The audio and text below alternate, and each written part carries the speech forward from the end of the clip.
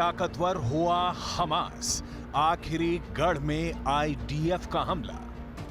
7 महीने से ज्यादा की जंग के बाद अगर सवाल किया जाए क्या इजराइल हमास को हरा चुका है, तो इसका सीधा जवाब होगा बिल्कुल नहीं, बल्कि हमास 7 अक्टूबर 2023 को हमला करने के बाद कुछ महीने जरूर कमजोर पड़ा था, लेकिन 200 से ज्यादा दिन की जंग के बाद हमास फिर इतना ज्यादा ताकतवर हो चुका है कि वो अब रफा, जबालिया और खान यूनिस में इजरायली सेना पर कहर बनकर टूट पड़ा है।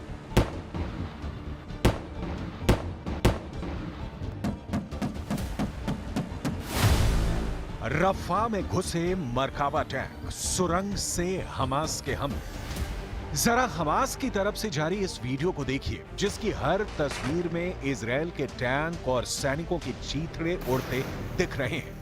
हमास के वीडियो में साफ देखा जा सकता है हमास के लड़ाके बारूदी सुरंगों और बम को इजराइल के मरकाबा टैंक के नीचे लगाकर उसे उड़ा रहे हैं। इजराइल के टैंक से महज 10 से 20 मीटर दूर मौजूद सुरंगों में मौजूद हमास लड़ाके रफा में इस तरह से रॉकेट लॉन्चर से इजरायली सेना पर हमला कर रहे हैं। गौर करने वाली बात यह है कि रफा में इस वक्त हमास की केवल 4 बटालियन ही बची होने का दावा किया गया है, जो इस वक्त रफा में इजराइल पर हमला कर रही है।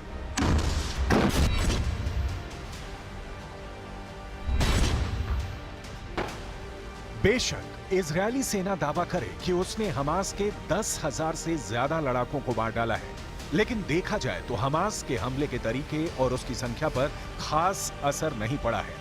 उत्तरी गाजा से लेकर दक्षिणी गाजा तक इजराइल ने हजारों टन बम बरसा दिए हैं, लेकिन गाजा पट्टी को 80% तबाह करने के बावजूद इजराइल दावा नहीं कर पा रहा है कि हमास का खात्मा हो चुका है।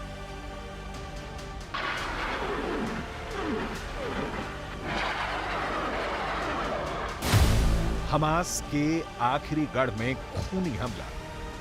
अब सवाल उठता है कि गुस्से से लाल और थमथमाते चेहरे के साथ इजराइल के प्रधानमंत्री नेतन्याहू बार बार हमास के सफाई की कस्में 200 दिन बाद भी क्यों खा रहे हैं? इसका जवाब है रफा में इजरायली सेना पर हमास के लड़ाकों के भीषण और खूनी हमले। हम आपको मिस्र की सीमा से सटे दक्षिणी गाजा के शहर रफा का वीडियो दिखा रहे हैं, जिसे हमास ने जारी किया है। जरा देखिए हमास के लड़ाके कैसे सुरंगों से निकलकर इजरायली सैनिकों और टैंकों पर सीधा हमला कर रहे हैं। हमास के दावे के मुताबिक इस वीडियो में हमास के लड़ाके मुश्किल से 10 से 20 मीटर दूरी से इजरायली सेना के टैंक और सैनिकों पर रॉकेट, बारूदी सुरंगों और गोलों से सीधा हमला कर रहे हैं।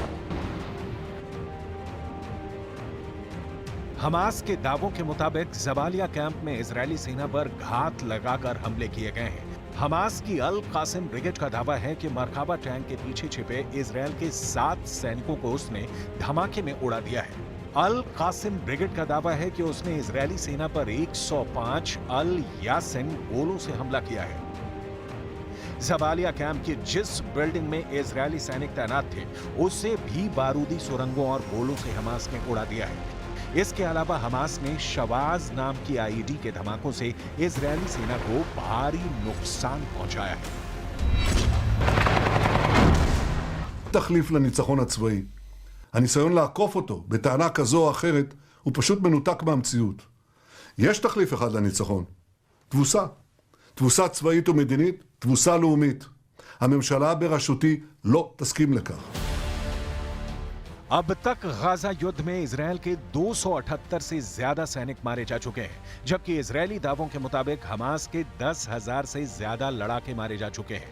उत्तरी गाजा से 27 लाख से ज्यादा फिलिस्तीनी 5 महीने पहले दक्षिणी गाजा की तरफ भागे थे, लेकिन अब दक्षिणी गाजा में इजरायली सेना के बेतहाशा हमलों से जबालिया कैंप, खान यूनिस और रफा में हमले जरूरत से ज्यादा तेज हो चुके हैं। रफा में तो इजरायली सेना मरकाबा टैंक लेकर घुस गई है। रफा के चप्पे चप्पे पर टैंकों से इजरायली सेना हमास के ठिकानों पर हमला कर रही है।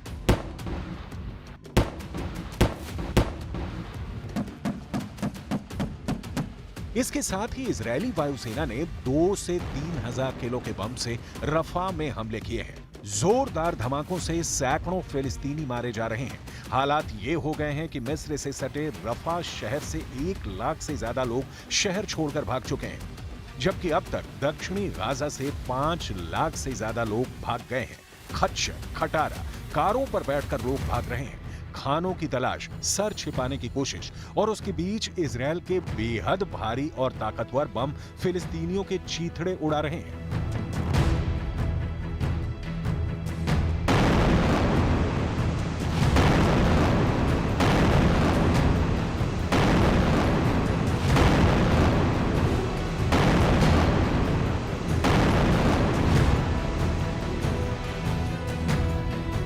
लेकिन इजरायल की आईडीएफ चाहती है कि किसी तरह से दक्षिणी गाजा में छिपी हमास की 4 बटालियनों का सफाया कर दिया जाए, ताकि इजरायल पर दोबारा 7 अक्टूबर 2023 जैसा हमला हमास ना कर पाए। लेकिन नेतन्याहू की इस खूनी जिद की सबसे बड़ी कीमत फिलिस्तीनी भुगत रहे हैं। تقريبا صارت الساعة 2:05 في مكان نازحين آمنين أجوا على المدرسة عشان يكونوا آمنين وانضربت المدرسة بدون أي سابق إنذار واستشهد أحد الأبناء العاملين في المدرسة الموجودين في المدرسة ويبدو أنه ما في أي مكان آمن في قطاع غزة ولا حول ولا قوة إلا بالله। इजरायल ने अपनी खूनी जिद को पूरा करने के लिए रफा में ऑपरेशन नकबा शुरू कर दिया है। अब तक इजरायली हमले में दक्षिणी गाजा, रफा और उत्तरी गाजा में कुल मिलाकर 36,000 से ज्यादा फिलिस्तीनी मारे जा चुके हैं। जरा देखिए लाशों के अंबार के बीच मलबे से कैसे घायल निकाले जा रहे हैं। अब तक रफा में इजरायली हमलों से बचने के लिए 5 लाख से ज्यादा फिलिस्तीनी भाग चुके हैं। इस वक्त रफा में इजरायल ने साल 1948 जैसा ऑपरेशन नकबा पूरे गाजा में शुरू कर दिया है। मिस्र की सीमा पर बसे दक्षिणी गाजा के शहर रफा के पूर्वी भाग में इजरायल ने हवाई और जमीनी हमलों से कोहराम मचा दिया है। रफा में मौजूद 15 लाख फिलिस्तीनी जान बचाने के लिए भाग रहे हैं, जबकि इजरायल की आईडीएफ रफा में अंधाधुंध हमले कर रही है, ताकि रफा में मौजूद हमास की आखिरी बटालियन का सफाया किया जा सके। हमास पर सीधे हमले किए जा रहे हैं, लेकिन बस्ती में छिपे हमास के लड़ाकों की वजह से बहुत बड़ी संख्या में फिलिस्तीनी रफा में मारे जा रहे हैं। पिछले 24 घंटे में रफा में इजरायल के ऑपरेशन नकबा की वजह से हजारों लोग रफा छोड़कर भाग गए।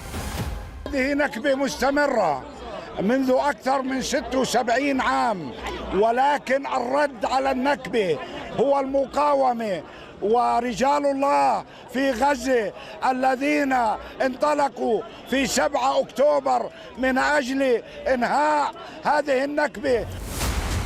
पिछले एक हफ्ते में रफा में 800 से ज्यादा फिलिस्तीनी इजरायल के हवाई और जमीनी हमले में मारे जा चुके हैं। इधर तमाम दबावों के बावजूद नेतन्याहू रफा में खूनी हमले पर उतारू हैं। जानकारों के मुताबिक नेतन्याहू चाहते हैं कि पूरे गाजा पर अब इजरायल का कंट्रोल हो, ताकि हमास भविष्य में कभी भी सिर न उठा पाए। इसलिए रफा में भीषण हमले पिछले 24 घंटे से हो रहे हैं। इस वक्त रफा में इजरायल ने 1948 जैसा ऑपरेशन नकबा शुरू कर दिया है। रफा और करीम अबू सलेम क्रॉसिंग को बंद कर दिया गया है, जिससे भगदड़ मच गई है। रफा के पूर्वी हिस्से में इजरायल के टैंक और अंदर तक पहुंच गए हैं और वहां पर भीषण जंग हो रही है। रफा में आईडीएफ हमास की 4 बटालियनों का सफाया करने पर उतारू है। इजरायल के भीषण हमलों की वजह से रफा में मौजूद 15 लाख फिलिस्तीनियों में करीब 4,50,000 फिलिस्तीनी भाग चुके हैं। कुल मिलाकर इजरायल के सामने अब 2 ही रास्ते बचे हैं, या तो हमास का सफाया करो या फिर 7 अक्टूबर जैसा हमला दोबारा हमास की तरफ से झेलने के लिए तैयार रहो।